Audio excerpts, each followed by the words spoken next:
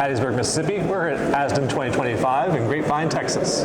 Dalia Dawood, Riverside, California, and we have the pleasure of interviewing two, in my opinion, legend in what they do. So please introduce yourself. Legend first. Yeah, hi. I'm Rick Mishler from Phoenix, Arizona. All right, Kramer, Spartanburg, South Carolina.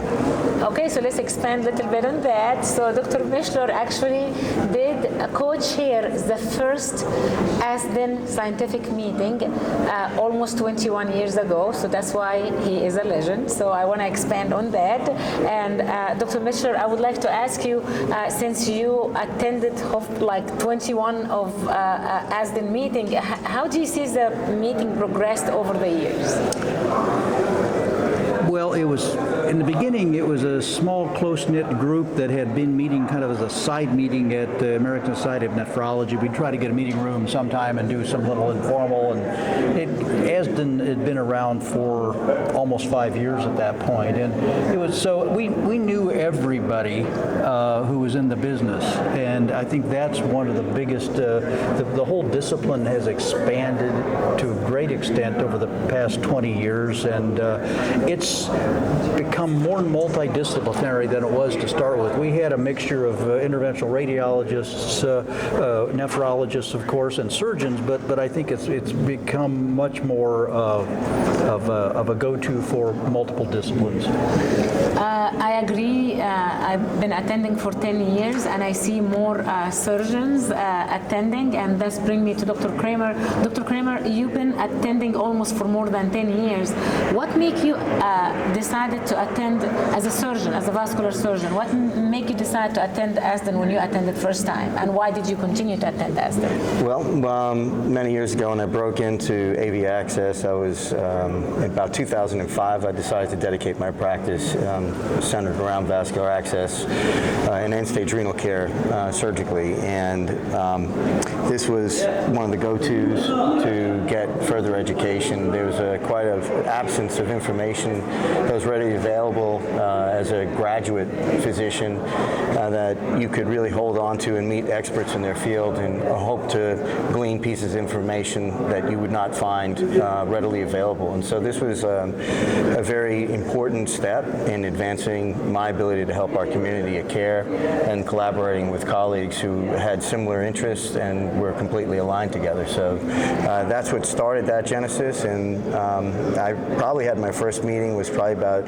2008 or so, and then we had a small gap as I was setting up the practice and figuring out how to escape, and recently I've been excited to reattend more frequently over this past decade because as Dr. Mishler has pointed out, it's so multidisciplinary and the field has expanded so rapidly that learning how to collaborate with each other around the emerging technologies and best opportunities for care of the patients has never been more forward-thinking, and I think in everyone's mind. And this meeting specifically is about collaboration, and it was great to see several surgeons attending and also several surgeons as a speaker. Brian?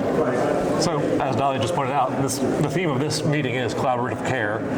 Is there anything that you think ASDIN could do to bring more people from other, from surgery and interventional radiology and nephrology together better?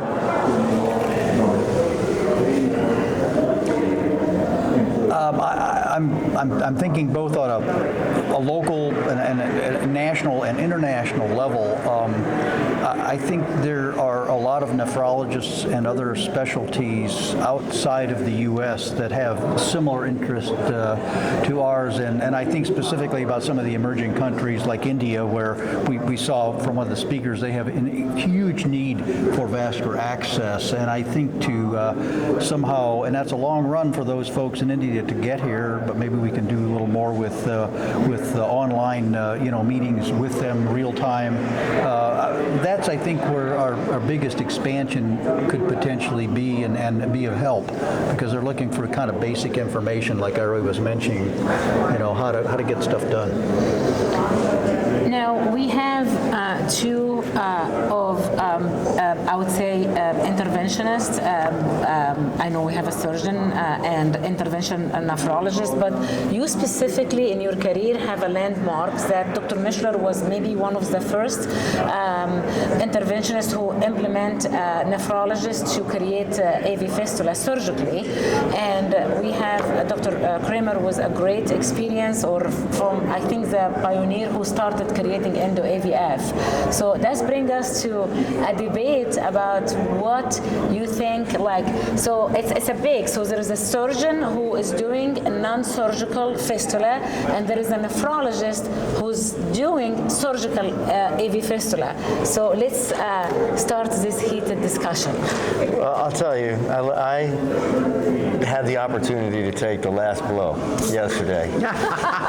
So let me return the serve, and I'll take this on the first. The first thing I would really like to say is the nature of the debate is truly to engage the audience and to share opportunity. There's really, I think, no debate that we have an opportunity to bring everyone together and collaborate. I think the opportunity to share these divergent views is to understand that people do have opinions, but these opinions are found in their local markets, et cetera. And the right answer is just what Kadoki says. It is both vein preservation and the right access at the right time for the right patient. And that, I think, is the message. That's the fundamental, for me, the fundamental message is that I don't have a combative relationship with my colleague. I appreciate the fact that, he's taken on additional responsibilities to advance care, and it was a necessary step, and I would endorse that wholeheartedly. That's amazing to say. Dr. Mishler? Yeah, well, yeah, and same here. We have a well-established procedure for our surgical fistulas, and we are sympathetic to new technologies, and we are cutting edge in many ways in our practice by virtue of being, doing a lot of open surgery. So we are certainly invested in what's the best new thing,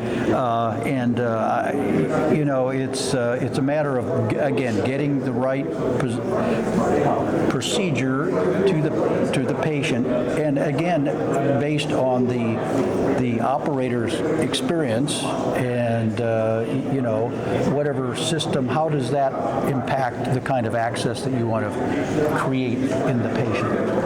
Yeah, I think it's very well said. I think Dolly was hoping for some blood on the floor, but really, we're all in this together, right? We are. It would mostly be mine. Like Dr. Kramer said, because I did debate last year in CEDA, so debate, it has to have the engagement, and sometimes you're really strongly going with one opinion to create that discussion. But I'm really impressed and see how, I think what Dr. Kramer framed it, that it's great that the nephrologist took this extra task to improve access to care, because sometimes it's really difficult to get to a surgeon in a reasonable time. So I really like what you say there, because this is just what is collaborative. If I cannot get to it and I cannot do it, and you are able to do it very good, and as the surgeon mentioned in our interview this morning, as long as there is a training and certification, and I know that Dr. Mishler had offers this for so many years in his facility, that's it. Just we should do it. So that's what is the spirit of this meeting. Here is an example, a great example of collaboration. Brian? So we've just passed our 20th anniversary, and you both been coming for a number of years. Where do you see ASDIN in 20 years from now? Mars.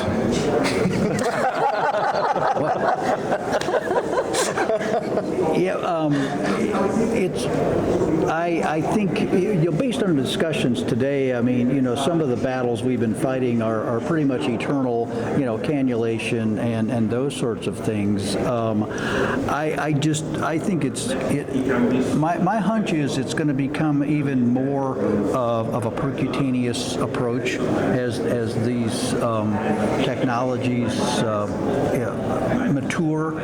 So but I'm I'm kind of with Dr. Chevardin, I have apples, bananas, and oranges in my practice. And we're always going to have some of that. I think the emphasis are going to be there, plus minus on each item over time, depending on, how things pan out technologically and workforce-wise. That's the other thing. We've got to get people in here with fresh blood and brain power to do this. So I think it'll be more of the same. Totally unpredictable, in other words. Yeah, I would echo that sentiment. I think, in some of the talks, in some of my concluding statements, I think resonate with what's happened in my career.